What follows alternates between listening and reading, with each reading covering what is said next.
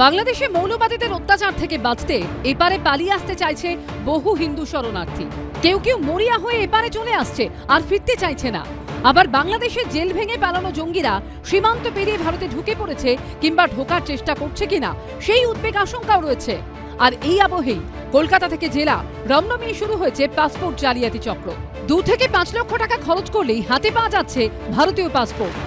আর এই জালিয়াতি চক্রে অন্যতম ভূমিকা নিচ্ছে পোস্ট অফিসের স্থায়ী অস্থায়ী কর্মীরা। সম্প্রতি পরপর 4 জনের গ্রেফতারের পর চাঞ্চল্যকর পর্দাফাঁস হয়েছে এই চক্রের। আদালতে দাঁড়িয়ে সরকারি আইনজীবী জানিয়েছেন, ইতিমধ্যে 73 জন বাংলাদেশের নাগরিকের হাতে ভারতের পাসপোর্ট পৌঁছে গেছে।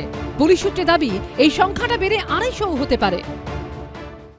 সে একটা জায়গায় এসে রেশন কার্ড করে, রেশন কার্ড করলে একটা জায়গার তার একটা ঠিকানা করে, তার একটা নাম্বার 2 সে করে কি ড্রাইভিং লাইসেন্স করে, নাম্বার 3 সে কি করে একটা ওখানে একটা আমরা ভোটার কার্ড তৈরি করে, তারপরে যে তৈরি করে আধার কার্ড তৈরি করে, দরকার বলে আধার কার্ড তৈরি করার পরে সে সেখানে অ্যাড্রেস দিয়ে একটা পাসপোর্ট তৈরি করে।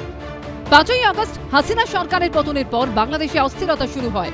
ঘটনাচক্রে এই পাসপোর্ট জালিয়াতিও প্রথম নজরে আসে আগস্ট মাসেই।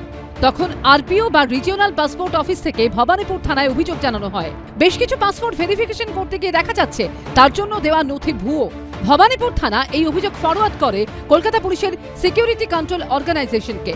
তদন্তকারীদের চোখ কপালে তোলে এই জালিয়াতিতে পোস্ট অফিসের স্থায়ী অস্থায়ী কর্মীদের ভূমিকা। তদন্তকারীদের দাবি, প্রথমে যার পাসপোর্ট বানানো হবে তার ভুয়ো পরিচয়পত্র এবং ভুয়ো শিক্ষাগত সার্টিফিকেট তৈরি করা হতো। তার ভিত্তিতে যথাযথভাবে পাসপোর্টের আবেদন করা হতো। সেই তথ্য ভেরিফিকেশনের পর তৈরি হতো পাসপোর্ট, অর্থাৎ সব নথি ভুয়ো। তার ভিত্তিতে তৈরি হলো আসল ভারতীয় পাসপোর্ট। তারপর সেই পাসপোর্ট ডেলিভারির জন্য পৌঁছতো সংশ্লিষ্ট পোস্ট অফিসে। পুলিশ সূত্রে দাবি, পোস্ট অফিসেই শুরু হতো জালিয়াতির ফাইনাল এপিসোড। কারসাজে করে পাসপোর্টের খামের গায়ে সাঁটা হতো ভুয়ো ঠিকানা, যার কোনো অস্তিত্ব নেই। ফলে শেষ অবধি ঠিকানায় ডেলিভারি না হয়ে সেই খাম ফিরে আসতো পোস্ট অফিসে। পোস্ট অফিসের যে কর্মীরা এই জালিয়াতি চক্রের অংশ, তারা এই খাম নিয়ে নিত।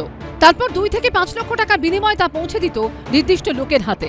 পাসপোর্ট জালিয়াতির অভিযোগে পুলিশ যে 4 জনকে গ্রেফতার করেছে তার মধ্যে রয়েছে বসিরহাট পোস্ট অফিসের data entry operator Taraknath Sen, Jadavpur বিশ্ববিদ্যালয়ের ছাত্র এবং ঢাকুরিয়া পোস্ট অফিসের অস্থায়ী কর্মী দীপক মণ্ডল, বারাসাতের বাসিন্দা সমরেশ বিশ্বাস ও তার ছেলে রিপন।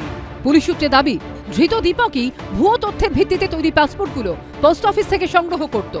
তারপর কুরিয়ার করে সেগুলো নির্দিষ্ট জায়গায় চালান করে দিত। সেই কুরিয়ার সংস্থার ফ্র্যাঞ্চাইজি অফিসও খুঁজে পেয়েছি আমরা। এই লোকটিকে চিনতে পারছেন? দীপক মণ্ডল। দীপক মণ্ডল মানে কি করতো? এখানে এমনি পার্সেল করেছে উনি। এই সাইজের খাম থাকতো, এই সাইজের খামে মানে ও যতবার পাঠিয়েছে অ্যাড্রেস লিখে টু ফ্রম করে আধার কার্ডের এ দিয়ে পাঠাতো। মানে আধার কার্ডের জেরক্স? হ্যাঁ, জেরক্স। ওটা ভেতরে নাই আপনার। আর এই যে খামে করে, এই যে নির্দিষ্ট করে এই ধরনের খামে করে যে পাঠাতো, এই ধরনের খামে করে পাসপোর্ট সব রকম ডকুমেন্টস যায়। পুলিশ সূত্রে দাবি, এই চক্রের অন্যতম পান্ডা সমরেশ বিশ্বাস। বারাসাতে তার বাড়িতে পৌঁছেছিলাম আমরা। কটা টাকা দিল দিদি? এইটা আমার সাথে বলুন, কটা টাকা দিল? রাত 12টার দিকে। মাঝরাতে? হ্যাঁ। এসে কি বললো প্রথম দিন? বাবা মাকে খুঁজলো, বাবা মাকে পাইনি, আমার ভাইকে নিয়ে চলে গেল। রিপন আপনার কি হয়? আমার ভাই হয়। ওকে কবে অ্যারেস্ট করলো পুলিশ? 12 তারিখ রাতে। একসঙ্গে করেছে? ফার্স্টে তো রিপনকে করেছে, তারপর আপনার বাবাকে করেছে। বাংলাদেশ গেছেন আপনার বাবা? হ্যাঁ। পুলিশ সূত্রে দাবি, পাসপোর্ট জালিয়াতির তদন্তে ভুয়ো ঠিকানাগুলো খতিয়ে দেখতে গিয়েই চোখ কপালে ওঠে তদন্তকারীদের। ঠিকানা আলাদা হলেও ঠিকানাগুলোর পিনকোড আশ্চর্যজনকভাবে ছিল এক। অর্থাৎ ঠিকানা চিতপুরের হোক বা বিডন স্ট্রিটের, পিনকোড ছিল একই, আর সেটা পঞ্চশায়র এলাকার। এই সূত্র ধরে পঞ্চশায়র পোস্ট অফিসে গিয়েই পুলিশ জানতে পারে ধৃত দীপক মণ্ডল আগে এখানে কাজ করতেন। তারপরই সামনে আসতে শুরু করে একের পর এক চাঞ্চল্যকর তথ্য। আবির দত্ত ও ময়ূর ঠাকুর চক্রবর্তীর রিপোর্ট, এবিপি আনন্দ।